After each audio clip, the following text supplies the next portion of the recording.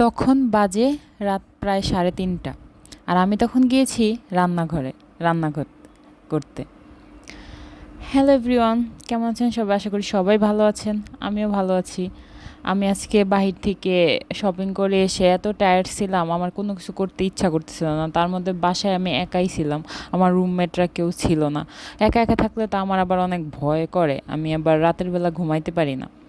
তারপরে ভাবলাম যেহেতু রাতে ঘুমাইতেই পারবো না, তো কালকে তো সারাদিনই ঘুমাবো, তাহলে কালকে রান্না বান্না সব আজকেই করে রাখি। আর আমি রাতেও ভাত খাইনি, বাইরে থেকে যা খাইছিলাম ওগুলো প্রায় হজম হয়ে গেছে। তারপর কি করব, পরে আমার কাছে ডিম ছিল, পরে ভাবলাম তাহলে একটু ডিম কষা রান্না করি, মানে কষা কষা ঝোল আর কি। তো আমার আবার একটু চাও খাইতে ইচ্ছা হচ্ছিল, এই জন্য আমি একটু চাও করে নিছি। আর প্রথমে যে দেখলেন আমি খিচুড়ি খাচ্ছি, ওটা আমার কালকের একটু ফ্রিজ আমি খেতে পারছিলাম না, তাই অল্প একটু ছিল, ওইটুকু আমি ফ্রিজে রেখে গেছিলাম।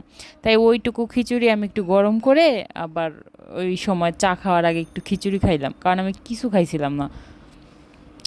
তারপরে এই যে আমি ডিম রান্না করার জন্য ডিম সেদ্ধ করে, ডিম ভাতের মধ্যেই সেদ্ধ করছি, সেদ্ধ করে এরপরে আমি যাতে তাড়াতাড়ি হয় আমার রান্না, তারপরে আমি ডিম টিম সব ছুলে নিছি।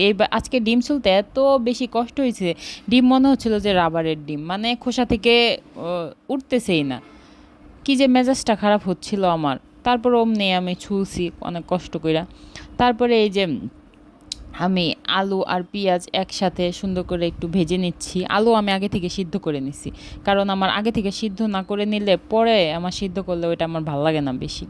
তারপরে এই যে আমি ডিম আলু পেঁয়াজ ভেজে আবার জল দিয়ে দিচ্ছি এর মধ্যে। তারপরে এই মশলাপাতিগুলোও দিয়ে দিচ্ছি সব একে একে। তো মশলাপাতিগুলো দিয়ে আমি একটু সুন্দর করে এই ডিমটা কষায় নিব। এর মাঝখান দিয়ে দিয়ে আমি আবার চাও খাচ্ছিলাম, কারণ ওই যে আমার আবার একটা অভ্যাস আছে, আমি রান্নার টাইমে এরকম মানে চা খাইতে পারি, মানে আমার রান্নার সময় শুধু রান্না করলে আমার ভালো লাগে না, কারণ এই যে ওই সময়টা থাকে ওইটা আমার দাঁড়ায় থাকতে ভালো লাগে না। হয় আমি রুমে চলে আসি, বাসায় থাকলে টিভি দেখি, আর এখানে তো আর টিভি নাই, তো ফোন টিপি, নয় কোনো কিছু খাই, নয় কোনো কিছু করি, এগুলোই করি। কারণ আমার একদমই চুপচাপ থাকতে একটুও ভালো লাগে না, আমি চুপচাপ কখনোই বসে থাকতে পারি না। তারপরে এই যে কষানো প্রায় শেষ, তাই এই যে ডিমগুলো দিয়ে দিলাম। ডিমগুলো ডিমগুলো সেদ্ধ করার পর এরকম মাঝখান দিয়ে কেটে এরকম করে ভেজে রান্না করলে পরে অনেক বেশি আরও মজা হয়। মশলাপাতিগুলো একটু সুন্দর করে ভেতরে ঢুকে। আর আস্তে আস্তে ডিম রান্না করলে মানে ভিতরে একদম ওরকমই থাকে, ওইটা আমার কাছে ভালো লাগে না, তাই আমি এমনি করে নিই। তো আমি হচ্ছে এই যে ডিমের মধ্যে ঝোলও দিয়ে দিচ্ছি, একটু হালকা করে ঝোল দিব, আমার আবার বেশি ঝোল পছন্দ না, আমি হচ্ছে একটু মাখা মাখা পছন্দ করি, আমার একটু মাখা মাখা খাইতে অনেক ভালো লাগে। তো এই যে আমি ডিমের মধ্যে ঝোল দিয়ে দিছি।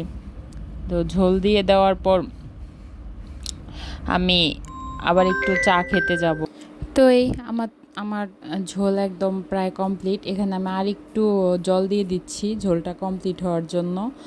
এই ভয়েস ওভারের মাঝখানে আবার আমার কল আসছিল, মেজাজটা যে কি গরম হয় এরকম যদি হয়, তো আমারই কেন জানি এরকম হয়, কোনো একটা কাজ করতে নিলে ঠিকমতো প্রপারলি কাজটা হয়ই না।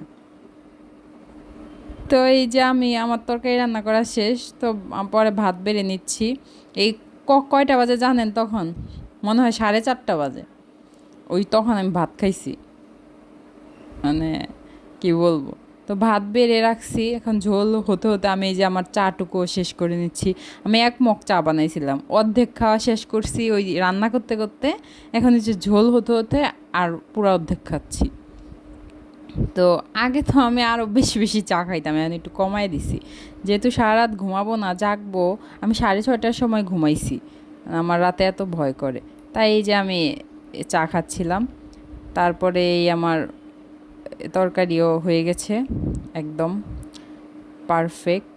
তো আমি এই যে বেড়ে নিচ্ছি থালাতে।